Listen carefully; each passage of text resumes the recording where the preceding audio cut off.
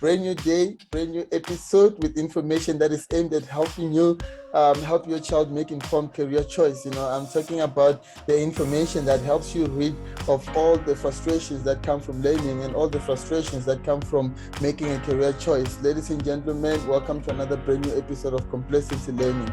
As always, I'm your host, Ndibo Chibase.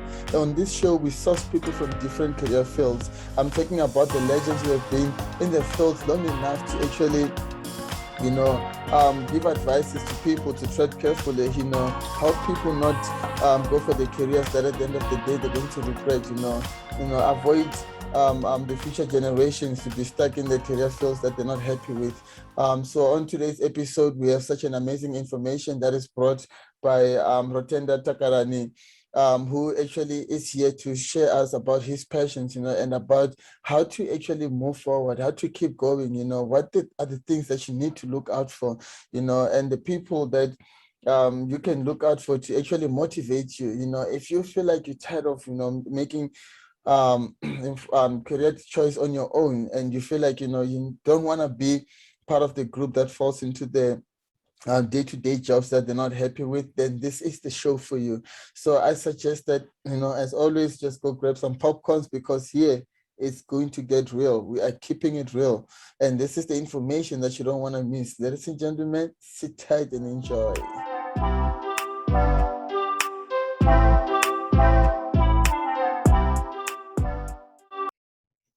Hi, Rotenda. Welcome to another amazing episode of Complacency Learning. How are you doing today?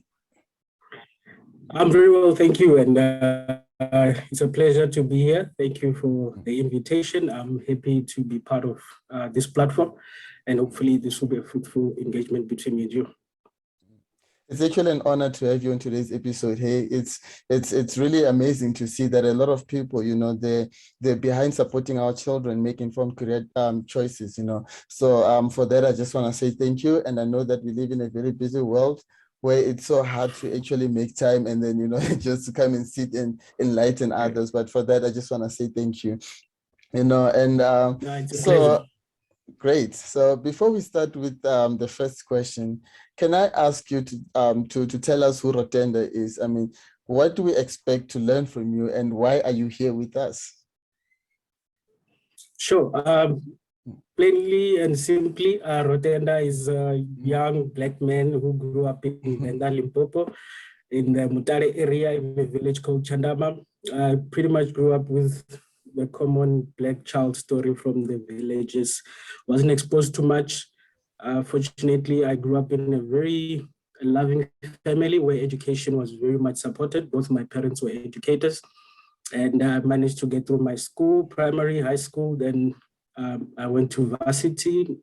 I studied at tax, the University of Pretoria, and and I've had a fruitful career, I think, ever since I left varsity.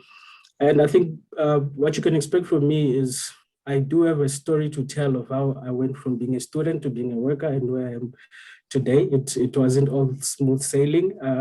There's a lot that I wish I could have heard and learned from people who went ahead of me, so that I could have made easy career choices. But nonetheless, I'm happy of the journey that I've taken. So I hope I can help some other people with understanding how not so unique your troubles or the tribulations you'll be facing in your studies or career path will be. A lot of us go through this, but not a lot of people talk about it. And I think hearing other people talk about it gives one confidence that, there will be a light at the end of the tunnel and all will be well. I hope our listeners have some popcorns, because I mean, it's about to like really get real, from what you just say. Like I can already tell let's get into it. Yeah, I can tell that there's a lot to learn, And well, that's quite a profile. Like I'm also really, interested in how you went from becoming a student to such an inspiring person you are today. You know what I'm saying? So Sure. like I said, I'm happy to have you. Like let's keep it real, So Cool. Going to my first question, I know that a lot of us, we feel like if there were some few things that we had learned before we actually got into our careers, we feel like we'd be so much further than we are today, right? Sometimes it could be because maybe we were so ignorant to people when they try to make us aware of it, right? And I believe that everybody, from wherever they are, the careers, like there's things that they wish they had known before they began with it. Right. So if I may ask, looking at your career as a data analyst, am I right? Yeah, currently a data analyst, yes. All right, great. So I would like to actually ask you, what is the one thing that you wish you had known before you began with your career? So let me start answering this way. I just recently became a data analyst. My whole career I've been working as a quantitative analyst, but I've sort of learned that titles don't always mean what one would think in terms of the actual role and what one does. So my title where I currently work says a data analyst, but I'm still pretty much doing what I've been doing as a quantitative analyst in my previous roles. So if there's one thing I wish I had known before embarking in this journey of the type of work or the line of work I'm in, I wish people would have told me more about the I don't want to say the South African corporate culture, but there is a culture that has been predominant in all the places where I've went. And it seems to not change throughout the organizations. It's pretty much similar.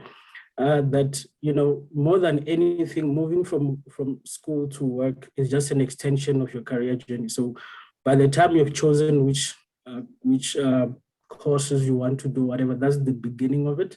And when you start working, it's really an extension of that, which means probably the first 5 to 10 years of your working career is an extension of your learning. So I wish I knew that before, so that I wouldn't have felt that I've made it as soon as I got my first job.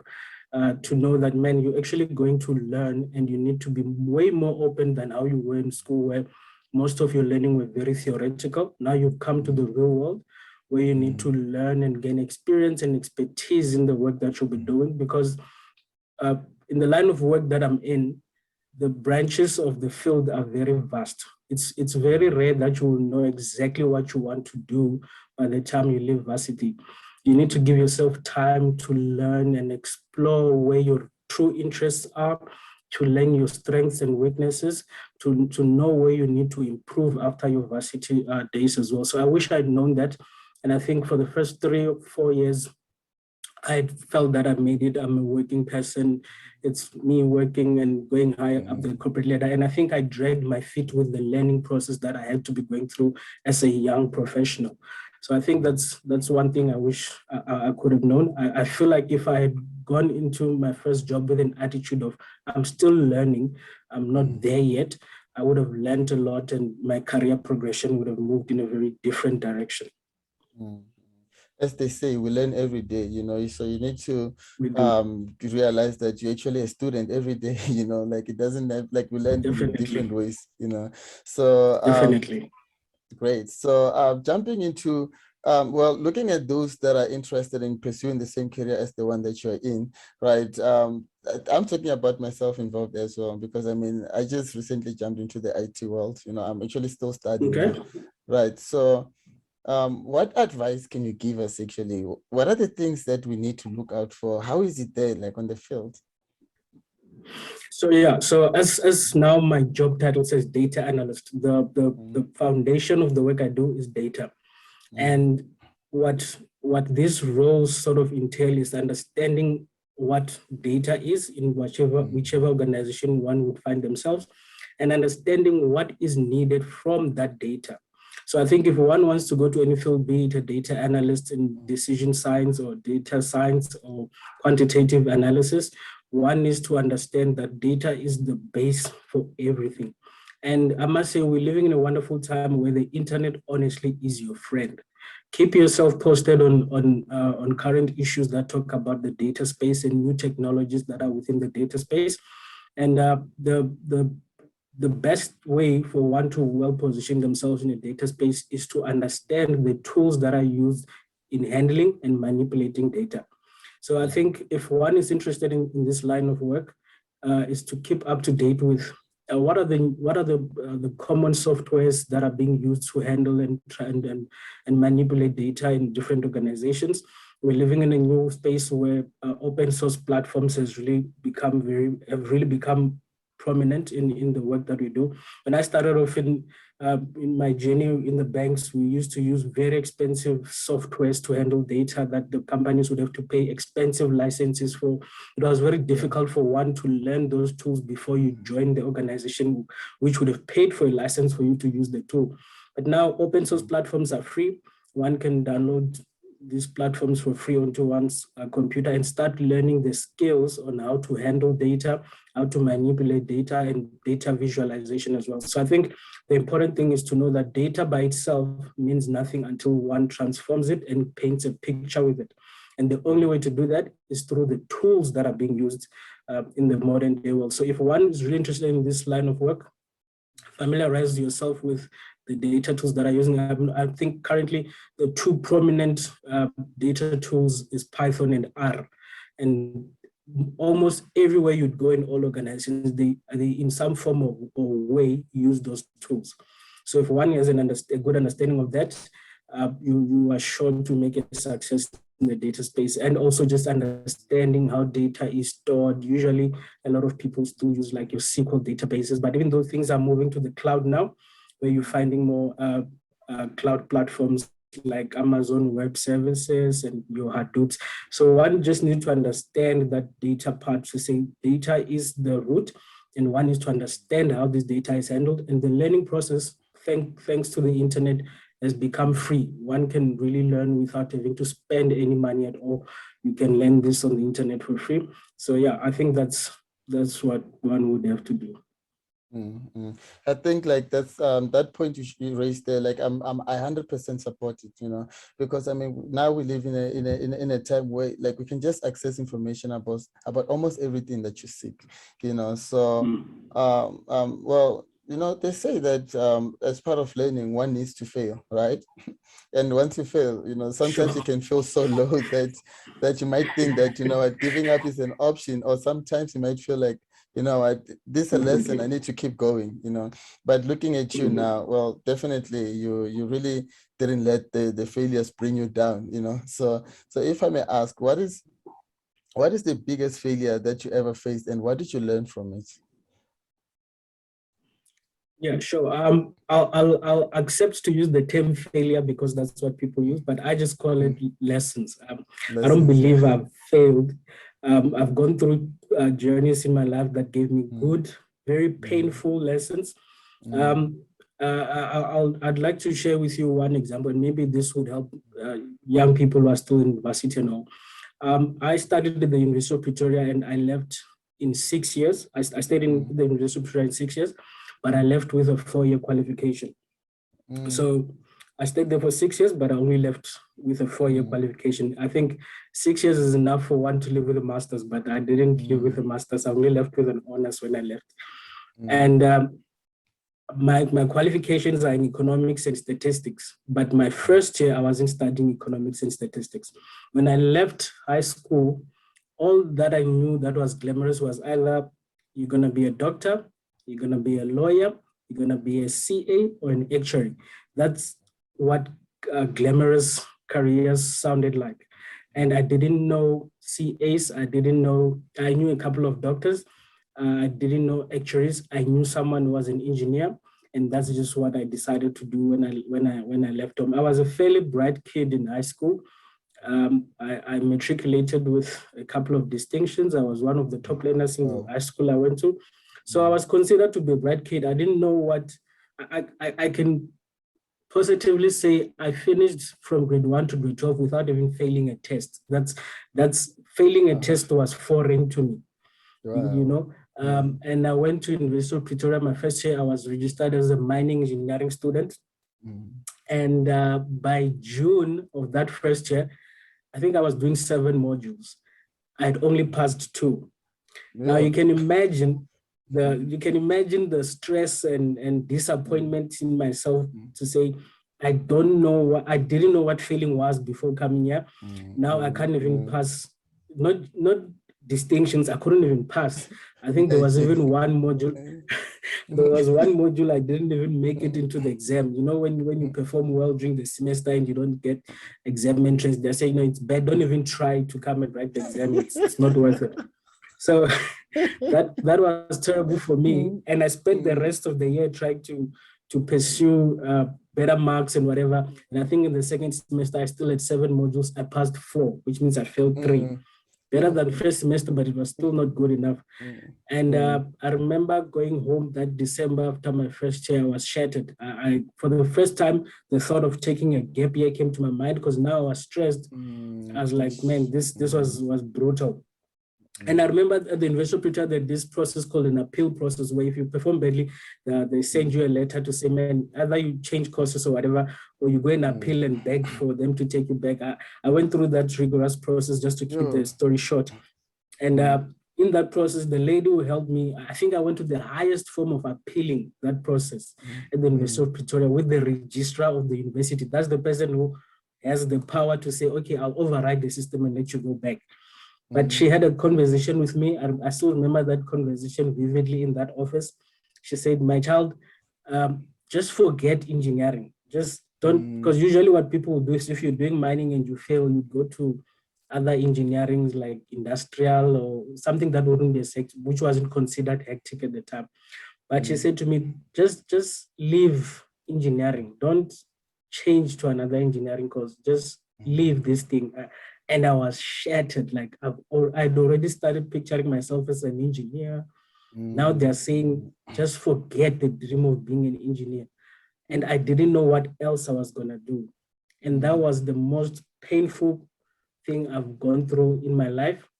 And to move from that to then still stick it through at the University of Pretoria and still finish till I got to an honors level was a miracle. And at that point, what gave me the strength afterwards to still carry on was that from that pain, I then realized I'd taken a career choice without really looking at myself. And it was at that point where I took time before I changed to what I then studied, which was economics and statistics, to say, hey, I actually like this career path. I didn't even consider what engineers do, where they work, what type of environment I'd be. I'd have to go down in the mine. I didn't think of that when I was making the choices. And when I searched myself and figured, no, I actually would like a role where I'd go and work within a computer in an office. And that's when I fell in love with what I was doing, and I pursued my studies and I finished. Yeah, it's true that when they say, if you choose something that's not of your best interest or your passion, you are going to feel forced to do it, and you're not going to perform to your best level. Like definitely. Yes, the lessons they were hard, but yeah, you managed to pull yourself up, and say, at least not where it ends. Yeah. I don't know if you have heard of Les Brown. Have you heard of him? Les Brown, I was an avid listener of Les Brown at some point in varsity. I used to love his talks when he talks about you've got to be hungry. I used to watch that a lot, and it used to motivate me a lot. So yeah. Yeah. So it says, if you when you fall, the fact remains that you can still look up, and if you can look up, you can get up. You can get up. Yeah, that's true. That's so true. True. And at the same time, you were hungry. Look at you now today. Definitely. Definitely. Yeah. So going back to the second question, where I asked you about the advice, you did mention one of the resources as the internet, right? You did mention that you can learn a lot. So I take it as that you have use the internet at some point to actually better yourself, so which brings me to the next question, where I ask actually looking into resources, right? What are the resources that have best helped you along the way? Yeah, I would like talking about that Les Brown as well. I think the internet was my friend. First of all, I was just fascinated with the internet when I got to varsity and I was able to use the internet on the computer. It was fascinating, the windows that it was opening for me in the world, just to see the world at large. I mean, I got exposed to a lot through the internet. But I think beyond that, and I hope I do not offend anyone, through my journey of struggling, I was born in a Christian family, and I was raised by Christian parents. But like most kids, I was going to church because my parents were going to church. It wasn't anything that was in me. I didn't feel a connection to God in a way. I was just going there. And when I got to varsity, I was like, they're not here, so I don't need to bother with those things and all of that. But I must say, one of the resources that really helped me was at some point when I was going through my challenges and troubles and tribulations at varsity, I managed to get a new leaf in a belief in God, and I really leaned upon that strength a lot. I don't want to say church, but I want to say a relationship with God at the time became very vital for what I was doing, because then most of what you have to do if you're trying to build something as simple as a career, or those who are in business, is you operate from a space where you really need to have faith that it will work out. The circumstances are not always looking good, and you really need to keep that faith going. So I think for me, God and church played a massive role, kept me grounded, and gave me the faith as well to keep on going. But another thing that I like doing is I like studying people who excel in things. And that is not people who are excelling necessarily in what I'm doing. So I'll give an example. I draw a lot of strength from athletes. Watching people excel in whatever field they're doing gives one a sense of that things are possible. I've studied Michael Jordan. I've studied, and I just enjoy basketball as well. So maybe most of the examples will be in basketball. But I've studied Michael Jordan. I studied Kobe Bryant. I've studied LeBron James. I've seen the work ethic that goes into what they do. I mean, at some point, I studied Michael Phelps. He's a swimmer. I've studied Lewis Hamilton. I've studied Serena Williams. And though they're in different fields, I've also tried to study a bit of Elon Musk, even though I don't believe in a lot of his philosophies. But I've studied him as someone who's prominent. I've studied a bit of Jeff Bezos. Though these people are all in different spaces in life, there seems to be a common thread in people who do well in whatever they do. So in learning how they work, the work ethic, them being pedantic about small things in perfecting their craft or whatever they're doing has really helped me a lot. And I've noticed that it doesn't matter what you are, successful people are a type. It's there isn't how can I put it?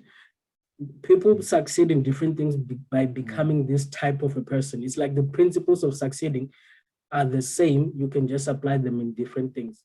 So when you start studying people, you start noticing a common thread. That man, these people have a common thread, which is the belief in themselves, the trusting in the process of working hard. Their work ethic is immaculate, and they're very committed and dedicated in what they do. So that's where I think I've drawn my strengths. And there was this one quote that I saw that says, just because a million people aren't cheering when you're doing it doesn't mean that it's not important. It's as important as you see it, because at the end of the day, it's your dream that you're chasing. I mean, it's a very good point that you've raised there. And if I may ask, I know that people there, when we really talk about faith, I feel like they don't really get what we're talking about. Do you get what I'm saying? Because one would say, okay, I have faith that everything is going to work out. But the moment they start to get on the fields, things don't work out. And then all of a sudden they lose that faith. So if I may ask, what is the meaning of faith? When you say that one has faith that it's going to work out well, what are we actually saying about that person who has faith? Yeah, so I think there's this clip, right, that I've also relied on. It's I think it's Kevin Hart, and he says the difficult thing about pursuing success is, and I'm paraphrasing, you would have to put 100% of your effort today in pursuing whatever you're pursuing, and you wake up the next day and nothing has changed, right? And you still have to put the same 100% without anything having changed. And what pushes you to still be able to do that is the belief that at some point, these results will change. I'll see something better. Now, there's two things that I consider when I talk about faith. If we're to go with the biblical reference of it, is the faith is the substance of things not yet seen, right? So it's the you book haven't of seen Hebrews, this. right? So I think it's the Hebrews 11 or 13. Yeah. That's in the book of Hebrews. Yeah. I've also read that one before. It's a great one. Yeah. Yeah.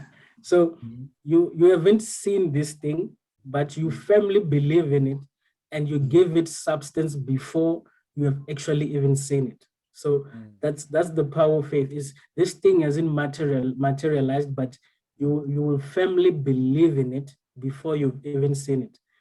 And the second thing, this I also got it from the Bible, but I won't be able to quote the verse for you. But it talks about, show me your faith and I'll show you my faith by my works. I think it's Paul who says that. One thing that faith does for you is when you believe that it will happen, you back it with the work, right? If you don't have faith, you won't feel the need to put the work. But when you have the faith to say that substance of the things that I've not seen, for them to materialize, is only through the work. It's because I have the faith that I work hard, because I know that this faith will bring the substance, and the only way is for me to work hard. So that's what I mean by faith. It's knowing that you have not seen the results you want to see, but because you believe that these things will materialize, you put in the work. It gives you the energy you need to do the work. So I think faith is not usually well, let me not say usually, what I used to think, where I thought by faith, I will just believe it, that it will fall into place. No, it's when you have the faith, it gives you the power to work. Then you do away with procrastination. You do away with mediocrity. You work hard and earnestly because you have the faith that these things will materialize. Wow, thanks for that. That's like truly like inspiring. Like I think you really laid out the what you call this, the definition of that word in such a way that one would understand, you know. Like I'm really glad that you actually even referenced, you know, the reference that you've used are also very important. Right. So well, now I believe that in becoming the people that we are today, like you said, now you just you study the people who are athletes, you learn a lot from them, right? So I take it that they're the ones who inspire you. They're part of the people who have actually inspired you to become the person that you are today, right? So if I may ask, I know this question doesn't sound that proper because it's kind of like feels like it's cutting other people out, right? But if I may ask, right, who are the three people that have influenced you the most? So it's a tough one. It's not a tough one as in it's an awkwardly asked question. It's tough because there are so many people who have influenced me. So to narrow it down to three, that's the tough part. And my people might surprise you, but I'll give you my reasons. Because of the space we grew up in South Africa, I've been fascinated with the history of the people who were part of the liberation movement. If there's one person who really motivated me and shaped who I am, because I believe even in the success or in doing well in the career space, that is just one aspect of my life that is affected by everything else. The one person who really affected me and changed me, even though this person died before I was born, it's Robert Mangaliso Sobukwe, and I know him through reading about him. And he changed, when I read the story about him, it changed my perspective about life and selflessness and living out your purpose in this world, which then feeds into everything that one would do. I read his biography when I was doing my first job. His book was the first book I actually purchased with my own money. And in the opening poem of his biography was a line that by till this day, I still live by. And that line extracted from that poem, the poem itself says, I can't remember the title of the poem, but it is a line that says, "How can men die better?" And that ended up being the title of his book. And when I read that poem and that question said, "How can men die better?" You know, a lot of time we hear people talk about, and it sounds so cliche, that what you don't want is to sit on your deathbed and think and regret about what you could have, should have done while you were still living. And in essence, what that poem talks about when it talks about how can men die better is how should one live out their life to a point where when they die happy and feeling fulfilled. And throughout reading his biography, one then understands why they used that poem in the beginning, that through all the trials and tribulations that he faced with all that was happening with him being oppressed by the apartheid regime, he surely died better by having lived out his purpose for this earth. So number one is Robert Mangaliso Sobuka. Number two is someone who I've read his books a lot, and they've really shaped the past 5-10 years of my life, and that's Robin Sharma. I've read almost everything he's written. I've consumed his and drank from his well of wisdom like a madman. I love his writings, I love his teachings, and he's really had a positive impact in my life. So it's Robin Sharma. The last person I think I would, and not to sound cliche, but it will be my dad. I don't know a lot of people who were raised in a loving and caring family like I did.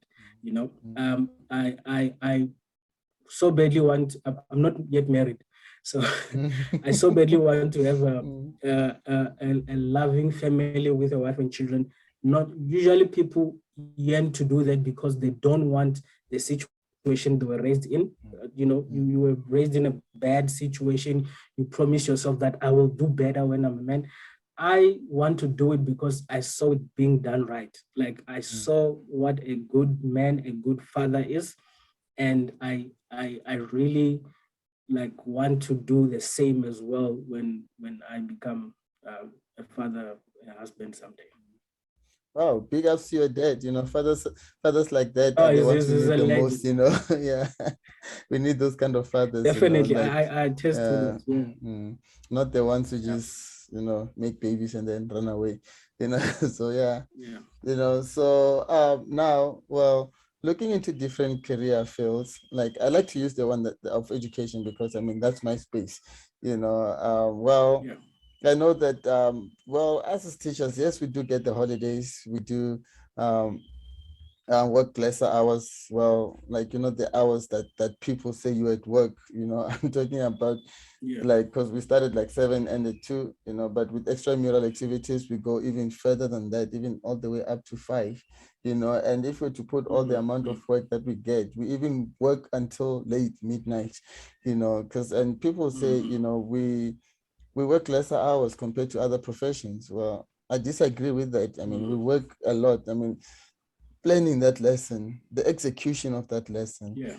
to a point that your child will understand, you know, dealing with your child's like attitude, you know, the behavior that they have, you know, that, you know, correcting all those stuff. It's actually also part of work that we do. I mean, it doesn't mean that we work any less, right, compared to other professions, Sure. right? So looking at the one that you are in, which is in the data field, right? So what is the common myth that you would like to expose the falseness of? So I'll tell you this, not necessarily the data work itself. So ever since I finished school, I currently work for a bank. I work for Mercantile Bank, which is a subsidiary of Capitec. They do business banking, so they are underneath Capitec Bank. My first job was at NetBank. Then I went to the JSE, but then I went to FNB. So I came to Mercantile Bank coming from FNB. So I worked in the bank a lot. The common misconception that people have is they think because I'm in a financial situation, it's a financial institution, I'm working with money, as in where I am, there's money, and I'm handling money, especially when I'm in the bank. People think somewhere, somehow, this exposure to the money, and I see it, and that's definitely not true. I've not seen it. I don't even think money comes to where we work in our offices. So people think I have access to this money, and there's money, and there is none of that. Most people, when I tell them I work in a bank, they automatically think a branch. They think, are you a teller, a branch manager? I'm like, I don't work at the branch. The banks have head offices where we sit and we work, and we do a lot of things that go behind what goes into the branches. So that's one of the misconceptions. But I think in the data field, one thing that people, I think, limit themselves with is that, and this is partially true, there's a lot of mathematics that goes into what we do, right? Because there's models that we work with and stuff like that. But I think people need to know that most of it one can learn, and you don't need to have been very smart in mathematics to do what we do. Math is good to give you the basics and the basics, and to give you a head start. But I've worked with people who had very little mathematics background in varsity. I've worked with people with Bachelor of Arts qualifications who do what I do very well. So a misconception I think that is there is that because it's data, and data is sort of numbers, there must be a lot of mathematics going on. But I think that is a misconception. It's good to understand mathematics so that maybe you can come with new mathematical ideas, but that is not necessarily true. A basic understanding of mathematics is sufficient enough for one to be able to do what we do. As I said, now it's all about understanding the softwares and the programs that handle this data. It's important maybe to use some of the stats concepts and math concepts within those programs and whatever, but it's possible to still have a career in this space without heavy mathematics background. So yeah. Wow.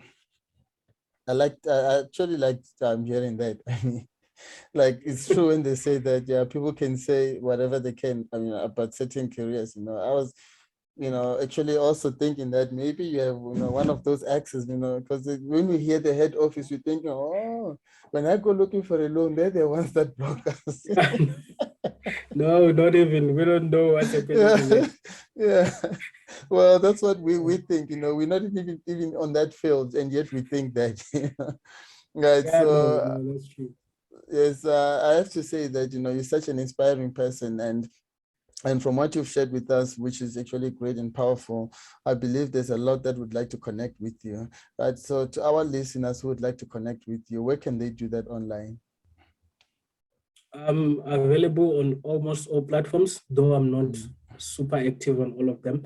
I do have I'm very active on LinkedIn because some of the engagements with other professionals I've encountered in my path, we communicate on LinkedIn.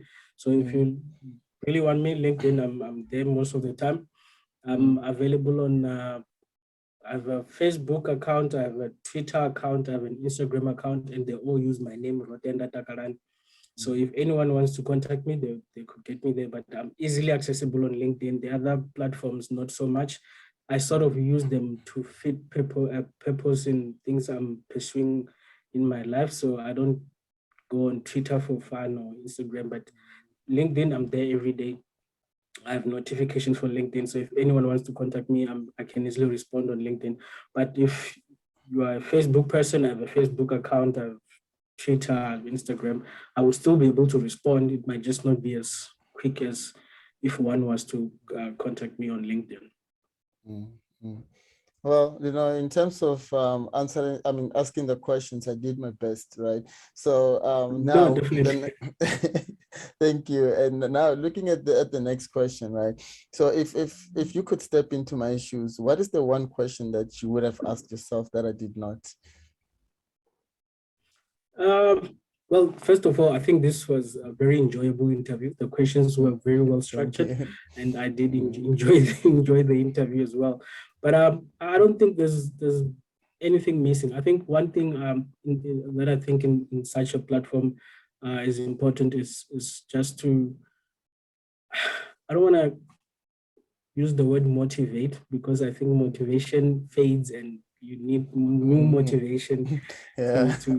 to go True. to keep up Mm. to keep getting motivated. So I think Mm. if there's one thing I would like to leave with anyone who's struggling, in my question that I would say you can ask is to say, how can those who are not in a those who are struggling maybe with career choices or studies or work issues, how can they stay positive? Or because I'll tell I you, think, with sorry, all just to this, interfere. I think, assisting, it all starts from there, understanding what you just, raised right now, So I think, yeah, so on its own, like I really wanna hear what you're gonna say about it, because first of all, you need to first, understand certain things. So if I should give it back to you. so yeah, so as I said, I don't want it to be a motivation, right? Because motivation Mm, comes and goes. So mm, it's all about I like to call it as self-defined inspiration. So there can't be a common thing that inspires us all to do great. Otherwise, we would know what that thing is and would mm, take that inspiration and run with it and would all be successful. But yeah. find something that truly identifies with you and Mm, what you want to do, that is inspiring in such a way that whether you feel defeated by whatever you're facing, whether you feel challenges are a bit too much at the moment, that inspiration that you've defined for yourself helps you to keep going no matter what the cost. So I'll tell you what I mean by this and how it was for me. Like I said, I grew up in a good home, and I didn't really I didn't grow up in luxury, but I didn't grow up in need as well. We were okay, but it was usually a lot of people, I'd hear them talk about how they want to change the situation at home, right? They want to better where they come from and all of that. They can define that to be that thing that inspires them to say, come what may, I'm going to make a success of myself and I'm going to change this situation. For me, one thing I wanted was to say, um, I saw the sacrifices that my parents had to make for me to be a mm, success. And I said, mm, I want to become successful in such a way that when they get into retirement and they are of old age, I don't want them to lack anything, even though maybe they wouldn't be lacking anything. But that was such, I defined it for myself to say that's what I want. And I want to position myself in a way that when I also start my own family, I'm not forced to make difficult sacrifices to provide for those who will be depending on me. And I defined that for myself. It makes it easier to withstand the challenges when they come, because they surely will come, and one needs to keep on going. So I think, yeah, one, you need to define that inspirational thing for yourself that keeps you going, that when things get tough, you draw into it and you keep on moving. mm, mm. I definitely support that 100%. Absolutely. Sure. Well, one of the questions that I love the most is, well, like I said from the beginning, that I believe that we learn every day. It was even illustrated in a very better way in the movie called, what's that movie again? Lion King. At some Yeah, point, I don't know if you've watched the movie, the cartoons, right? I've watched the original one a long time ago. Yeah, the original one. So at some point when the monkey discovered that the found the son, Simba's son, right? He said to me, "Follow me, I'll show you your father." But before he went there to that river, remember he said something about learning, that he hit the kid with a stick, and then it's like, ouch. And then the second time he tried to hit him, he blocked it. And then it's like, you see, this is how we learn. You've learned that for me to Exactly. just swing the stick at you, you're going to Yeah, feel pain. And because you don't want to feel pain, you had to react, So I exactly. believe that Exactly. Yes, so I believe that learning is well, something that you need to be passionate about. It's something that takes time actually. You need to be very Yeah. determined. Like at some point here, you did mention that you need to find some sort of something that drives you. What do you want to do in future? Like we even gave an example to say maybe you want to better the situation at home. You can use that as a drive to learn. Right. So if I may ask, what does the word learning mean to you? So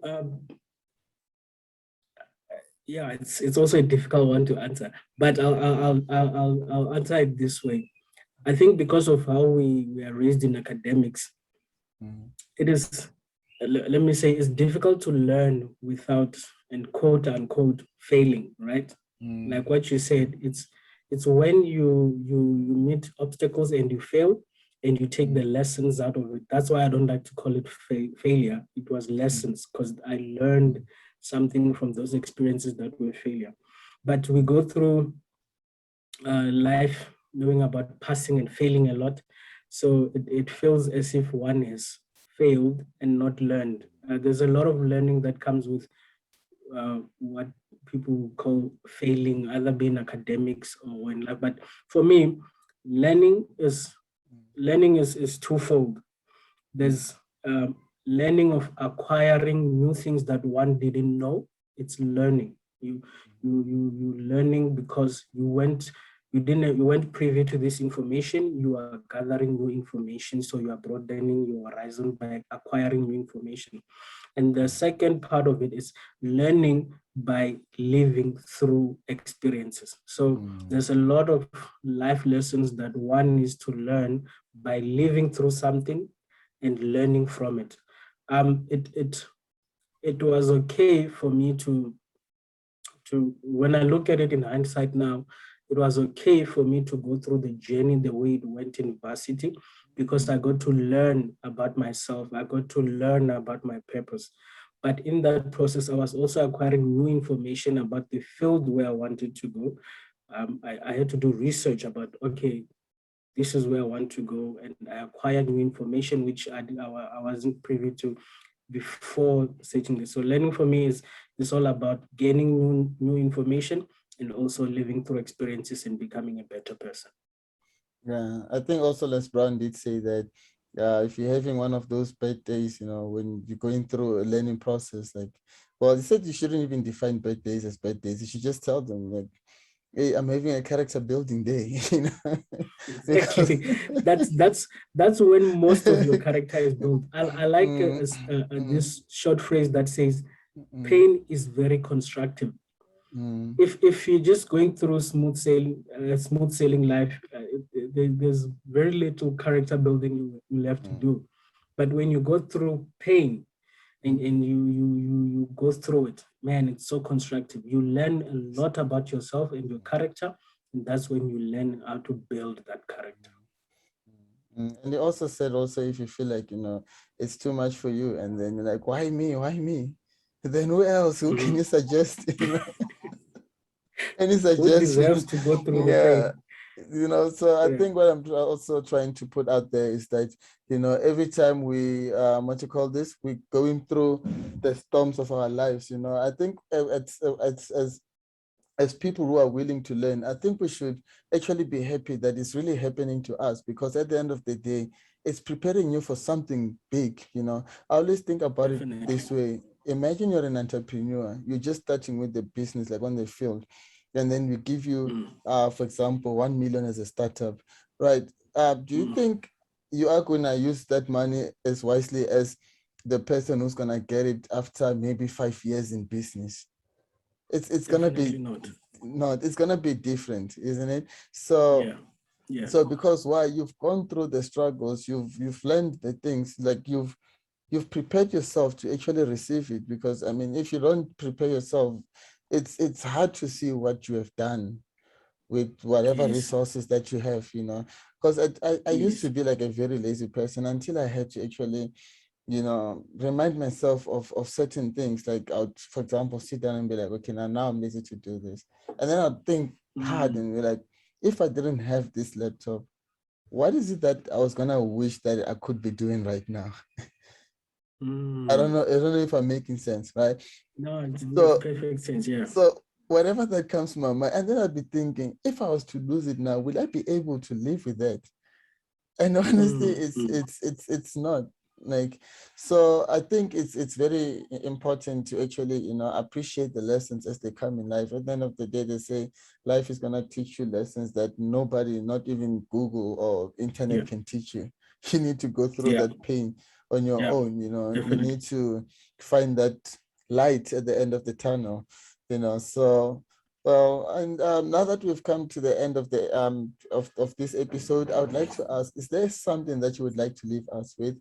Maybe be it something that you've read about, the codes, the podcast, anything that you find very valuable to our listeners. Well, for me, current the stuff I told you before really carried me Mm, through tough times. The learning and studying people have made a success of mm, themselves. mm, Um, if and I think from that, anyone who's probably watching or whatever can give it a shot. Just take time and study people who have become successful. I think for me lately, one other inspiring story I saw was of Naomi Osaka, tennis player. She has a documentary that came out this month. I think I watched it on Netflix, if I'm not mistaken. And she's still young, but she's won a number of championships in tennis. And in this documentary, it goes through from her as a young child to where she got, and it touches on what a lot of people in the motivation circle have termed the 10,000 hours, right? The old days that, for you to become super good on something, you have to go through 10,000 hours of practice. And in what she was talking, it sort of alludes to that, to say people look at her as a young person who has done amazing things because she won a championship at around age of 20. But then she tells you that from the age of 3 till that moment when I won my first championship, that's all I was doing was tennis day in, day out. So it's not young for me because I've been doing this for over a decade. And I think that's the stuff I like to watch and learn and take lessons from. It helped me to also to not procrastinate with some of the things I want to pursue as well. But mm, like I said, one of the most influential person in my life is Robin Sharma. I read a lot, and I encourage anyone who I meet and we have a constructive conversation about pursuing dreams and whatever to say. Reading honestly changed my life in what I do. I read not necessarily every day, but I read most of the time. If I don't read, that day would be, I don't know, it would be a very hectic day where I couldn't even squeeze time to read a passage of a book, but I read almost every day. And reading has really helped me help to elevate my life in terms of pursuing my dream and living out my purpose. It's through reading. mm, So mm, I would like to encourage people to start reading and mm, just gain more knowledge about, especially reading books that help you identify your purpose and who you are. So yeah. mm. Behind the scene is what we don't see. The Yeah. rejection, the hard work, the pain, the Mm. struggles, those tough times is what we don't see. And yet when Yeah. somebody, when that hard work finally pays off, everything that they've gone through, we tend to, say otherwise. Hey, probably like, hey, probably had it easy. Like you said, now they said that she was young. Mm. But to her, that's not how she looks at it. I mean, there's Yeah. rejection and all those things, right? So, A and lot.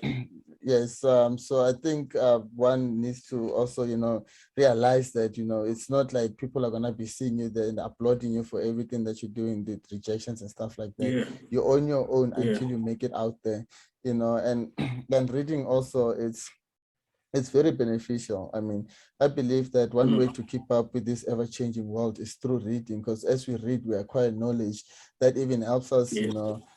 take advantage of the current situations, like looking in terms of where you fall under, like, in terms of the careers and stuff like that. Because I believe that you did mention at some point during our conversations that you need to keep up. Like when I asked you about the advices, you did talk about the open softwares. and that's one way also that you can keep yourself in the field. So just to support that, reading is actually also something that I'm 100% beyond. So Sure. if I may ask, so nothing else is I mean, the conversations No, are just so great that no, I don't have anything else from my side. I'm yeah, satisfied.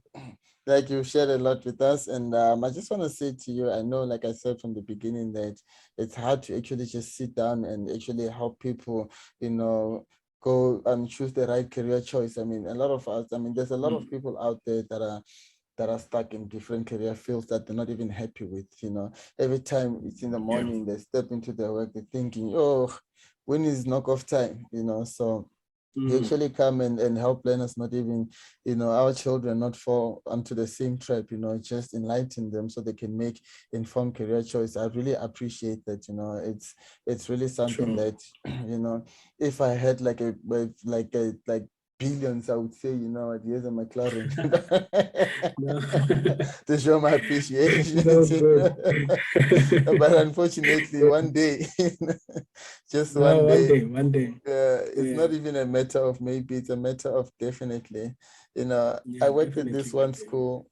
I worked at this one school where the principal, like, she kind of like picked up that I used to like saying hopefully for every time she tries to say something to uplift my spirit. Right. And then she says to me, Yeah. you know what, Ndi, never ever say the word hopefully, because hopefully it means that there's a chance that it might go that way, and there's a chance that it might not. But when you say definitely, definitely you're not giving it any chance but to happen. Yeah. So yeah, Yeah. so yeah, Yeah. so I just want to also say, thank you very much, and please do keep safe, and let's fight this COVID together. No, thank you. It was a pleasure being here, and I really enjoyed myself. And I think keep up the good work. This is what we need to help young people with their careers, and this is good work. So I was really happy to be here. And yeah, let's stay safe. Thank you so much. Until next No, time, cool. Thank you. we'll communicate Till further. next time. All right. Cool. Thank you so much. Right, cheers. You've heard it for yourself from the data analyst Rotenda Takalani. What an amazing information and it is that he has shared with us. I'm talking about the information that's gonna live in the hearts of many for so much time to come, or should I say for a long period of time.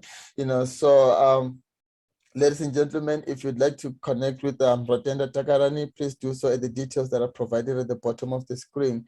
And in doing so, guys, don't forget to just hit that thumb up button, that like, and also subscribe so you do not miss any episode that we upload. That means that each and every episode that we upload in here, you get to be informed about it, and then you do not miss it, because at the end of the day, this is the information that we bring to actually help you, So other than that, ladies and gentlemen, please do keep safe and let us fight this COVID-19 together.